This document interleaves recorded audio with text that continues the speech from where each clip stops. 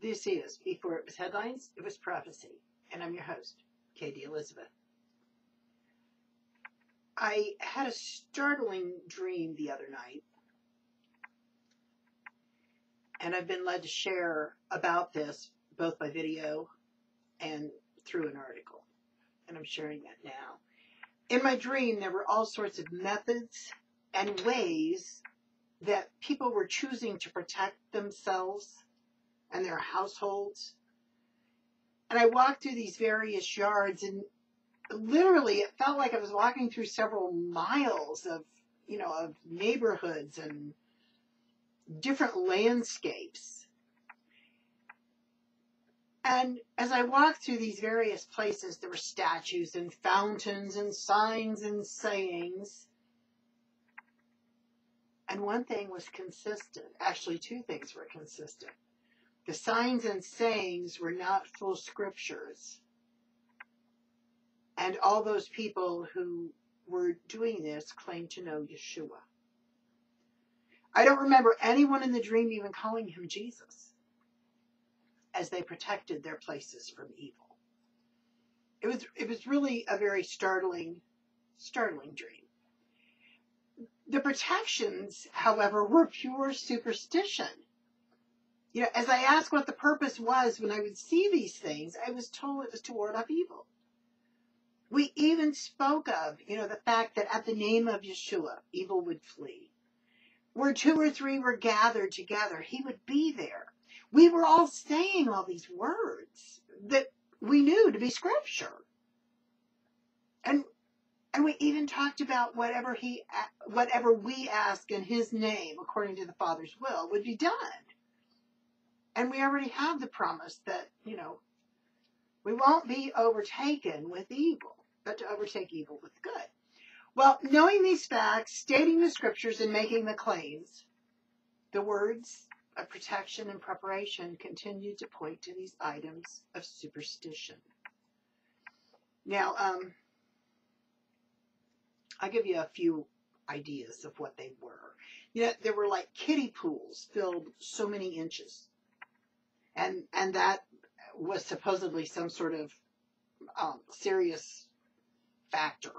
Certain wind chimes hung strategically and measured from the front door. There were special fountains in different places. And there were manufactured signs that stated various warnings to evil beings and creatures. I ran into people occasionally who were also speaking of Yeshua and asking, what are these people doing?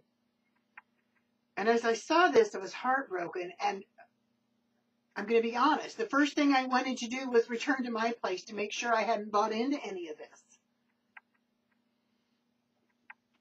I awoke before making my way back to my place in my dream.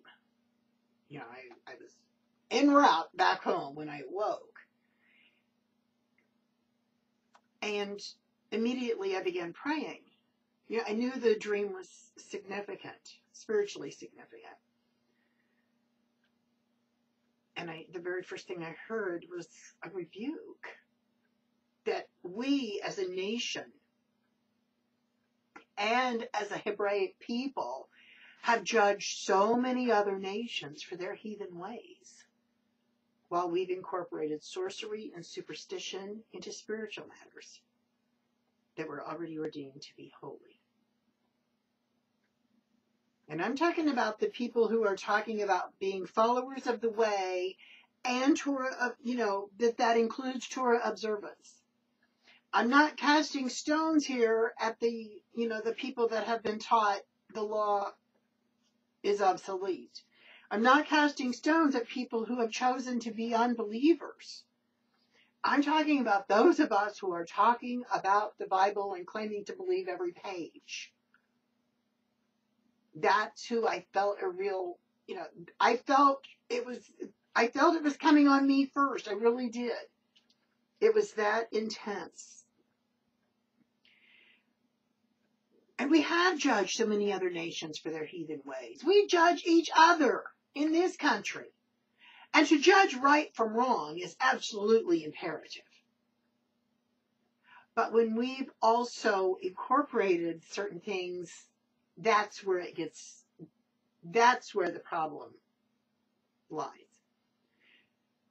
First of all, I heard the question. Of course, this has to do with something that I've been struggling with in my own life.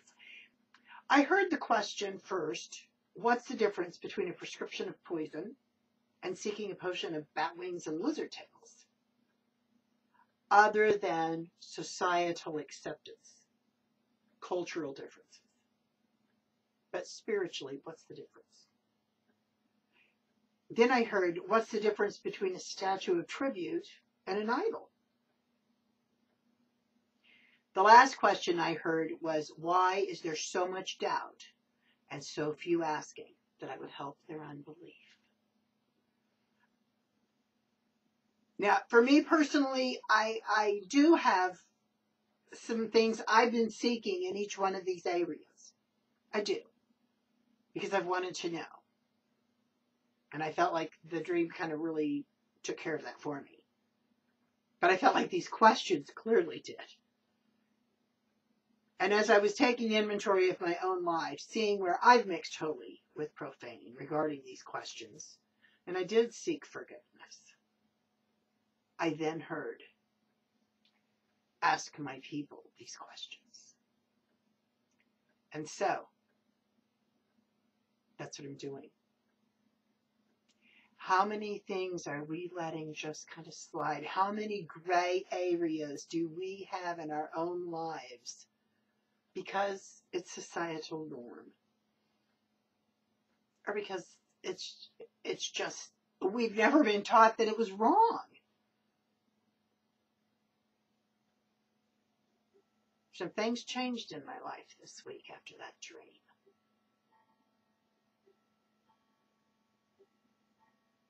It's part of the be ready. It's part of the preparation. This has been Before It Was Headlines, It Was Prophecy. I'm Katie Elizabeth.